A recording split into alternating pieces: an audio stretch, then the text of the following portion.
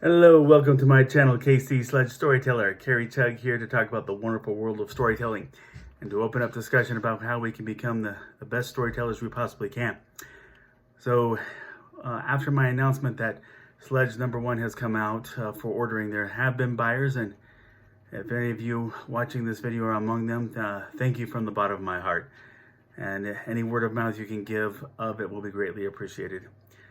But for any watching who have not yet purchased, the link to the order is in the page down there under the video block. Anyway, last video was about flashbacks, and I decided to let this be, starting from this week, have it be the beginning of a series of videos covering some of the big genres in storytelling. And this week it will be fantasy. Now, fantasy, it's a speculative fiction that typically dwells on supernatural events and supernatural powers. Often it picks up from historically cultural mythologies. Take J.R.R. Tolkien's Lord of the Rings universe. Tolkien came up with a hobbit race, but other creatures he's included, which you have dragons, trolls, elves, orcs, ogres, and dwarves. They've been part of mythology and folklore for millennia. That's largely due to our current culture's familiarity with those character types that they've been a mainstay. That it brings us, that brings the story closer to us, and we don't have to familiarize ourselves with unheard races, having to explain all that exposition. Maybe it is lazy, but I mean, it's been a proven formula implemented by Tolkien, by his close friend C.S. Lewis and his Chronicles of Narnia series, as well as Rick Riordan in his Percy Jackson series, and there's Brandon Mull in Fablehaven. But one cool thing about fantasy is that it can overlap with just about any other genre. It easily overlaps with science fiction, with Star Wars and Masters of the Universe. It overlaps with superheroes and Thor and Doctor Strange, and it overlaps with comedy in The Princess Bride and Shrek. It also overlaps with horror, just simply any kind of fantasy with added gore. But now with writing fantasy, I want to go over 5 principles to consider. Number 1, give structure to the supernatural elements.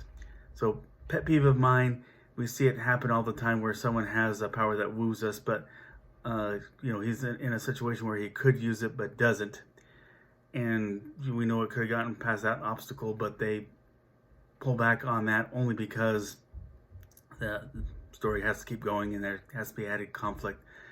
But it demands work to formulate a plot device that keeps somebody with those powers from using power at that point. So the story can have conflict, but you should take that challenge and embrace it to make sense of everything. There are all kinds of options to make that work.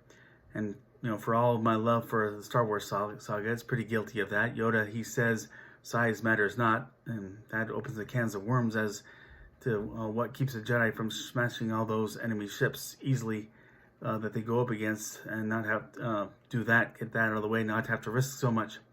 So, important, give your powerful characters some boundaries. Now, number 2, want to world build, give it the kind of care that building anything requires. A lot of great fantasy stories are set in modern day, which will simplify that part of it, but there will always be some work involved in giving structure to the world that you're putting that story in. Now, if this is the frequently used medieval Europe, ancient Greece, or samurai era of Japan, make sure that the reader knows that. If there's an important city called the Heimwelt, make sure it's clarified what purposes it serves. Is it a transportation hub? Is it a marketplace? You can keep the reader in the know by informing them of just why and what the characters are going to do there. Furthermore, give the reader a sense of the world's social structure, which group is oppressed, which group is doing the oppressing, and how does one group prepare for war, and find a way to enrich the reader's perspective with the people's cultures. Number 3, make the cast of characters interesting. notice I said cast and not just the hero, which is the danger. Fantasy often brings on that tendency to have that one noble warrior hero, and the notion that if they can't single-handedly win the day, they are weak.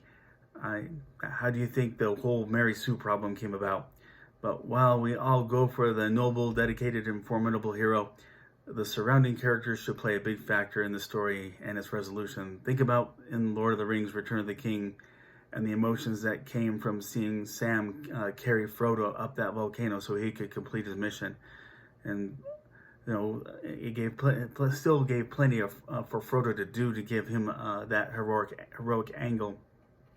And so that enriches us both in what we have felt for them.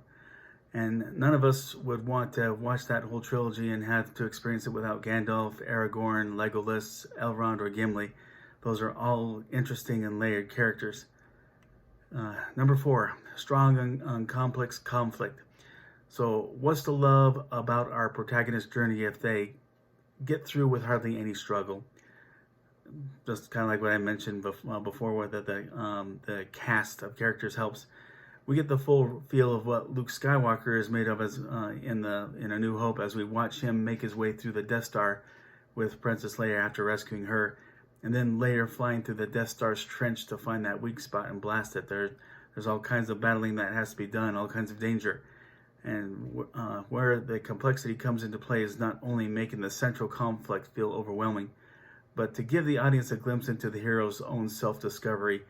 Luke Skywalker experiences it as he discovers a force within himself, and how he finds more about himself that way. And we just touched upon where Frodo Baggins experiences that kind of struggle, and that's what Joseph Campbell was given structure to when I touched upon in my heroes video, where we talked about the hero's journey. And make it a power struggle and an inward struggle. And finally, number 5, power structure. Like any other genre, you have to have stakes, and salvaging what's at stake pretty much always means gaining the power. And the standout power structure is in fantasy is the evil empire, wielding that supernatural power or its equivalent. And a big example of an equivalent is in Lord of the Rings, Sauron. He's running everything, and the forces of evil bow to him, but there's no real governmental structure in play here. And it doesn't always have to be the bad guys who have the governmental power. In the case of the Disney movie Aladdin, we're rooting for those in possession of the governmental power, the Sultan and Princess Jasmine. And the power struggle is from within its structure, from Jafar. He's working from within. Either way, you have to create conflict over who holds the power, or if that power can be destroyed, and how to create that conflict. And how to create conflict. I've got a whole other video dedicated to that topic that I put out earlier, some weeks ago. So it needs some viewership. But that's my insight into fantasy. Thanks for watching. If you like this video, please click like. And if you like this channel, please click subscribe. And share this channel with your friends.